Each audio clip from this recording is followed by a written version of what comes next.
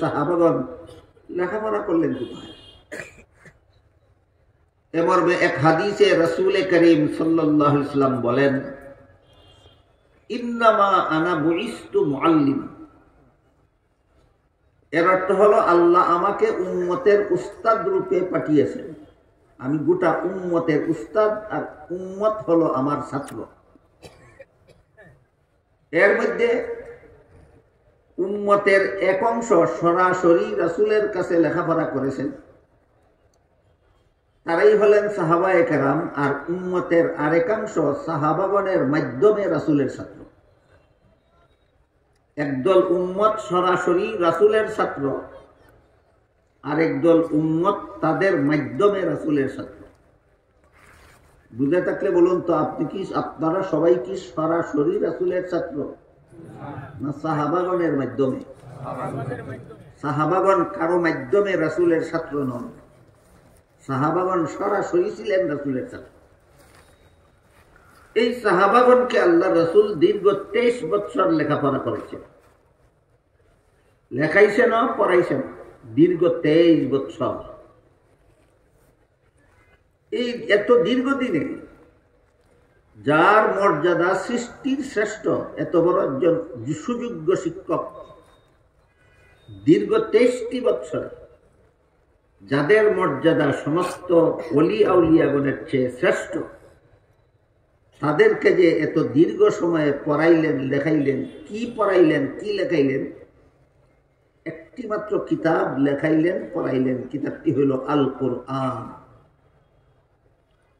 রাসূল তার সরাসরি ছাত্র সাহাবাদেরকে 23 বছরে এক কিতাবের লেখাপড়া করেছেন, কিতাবের নাম কোরআন শরীফ। এখানে একটা প্রশ্ন জাগতে পারে,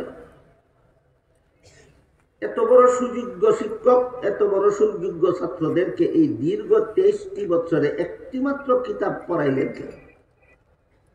দুনিয়া থেকে আর কোনো কিতাব ছিল না, আর কোনো পড়ার মতো বিষয় ছিল না।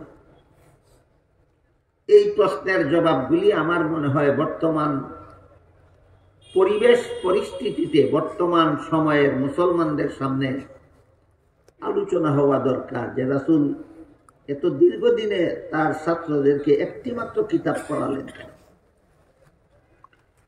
এই প্রশ্নের অনেক গুরুত্বপূর্ণ জবাব আছে। এর মধ্যে একটি জবাব হলো, একমাত্র কোরআন শিক্ষাই জবাবদিহিতামূলক শিক্ষা। শুধুমাত্র কোরআন শিক্ষা মানুষের অন্তরে একটা অনুভূতি জাগ্রত করে দেয়, যে আমি যদি কোনো অন্যায় কাজ করি, অপরাধমূলক কাজ করি, আমি যদি কোনো দুর্নীতি করি, জালিয়াতি করি, আমি যদি কোনো গুনাহের কাজে লিপ্ত হই, আর দুনিয়ার কোনো মানুষ যদি আমাকে ধরতে নাও পারে, তবুও শেষ বিচারের দিন আল্লাহর কাছে আমার জবাব দিতে হবে।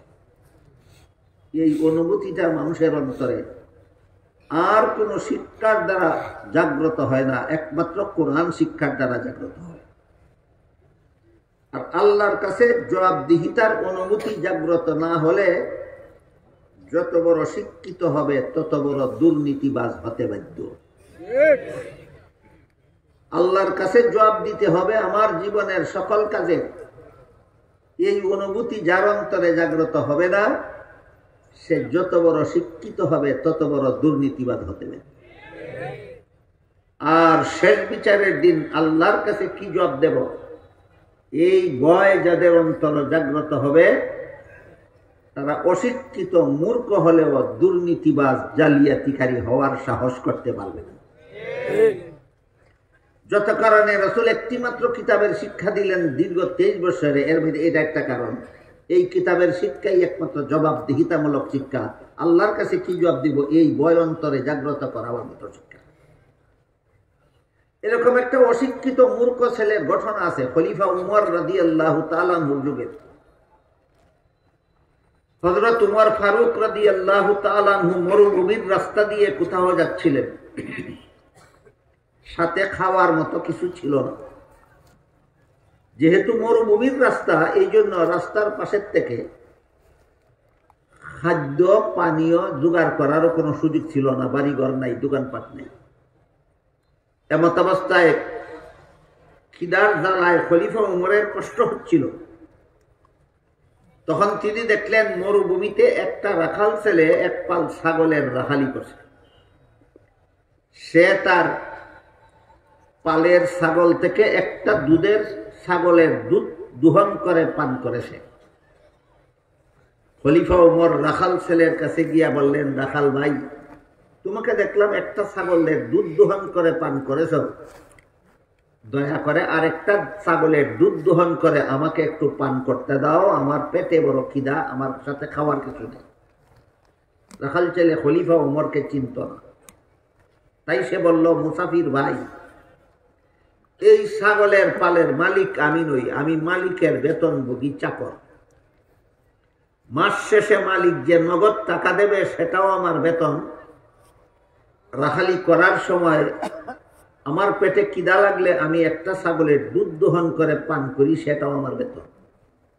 কিন্তু তুমি যেহেতু আমার মালিকের বেতনভোগী চাকর না, তাই মালিকের অনুমতি ছাড়া আমি তোমাকে এক ফোঁটা দুধও দিতে পারবো না। রাখাল ছেলের জবাবে খলিফা উমরের আশা পূরণ না হলেও তিনি এই ভেবে মনে মনে খুশি হলেন যে আমার পেটের খিদা গেলে গেল, না গেলে নাই, কিন্তু আমার দেশের একটা অশিক্ষিত রাখাল ছেলে যে এত বড় আমানতদার, সে তার মালিকের অনুমতি ছাড়া মাল কাউকে দেয় না, এতেই আমার আত্মাটা তুষ্ট। কিন্তু রাখাল ছেলেটা আমানতদারির কারণেই এই কথাটা বলল, নাকি আমাকে ধোঁকা দেওয়ার জন্য বলল, এই ব্যাপারটা তারা পরীক্ষা করতে হবে। তাই এবার খলিফা উমর রাখাল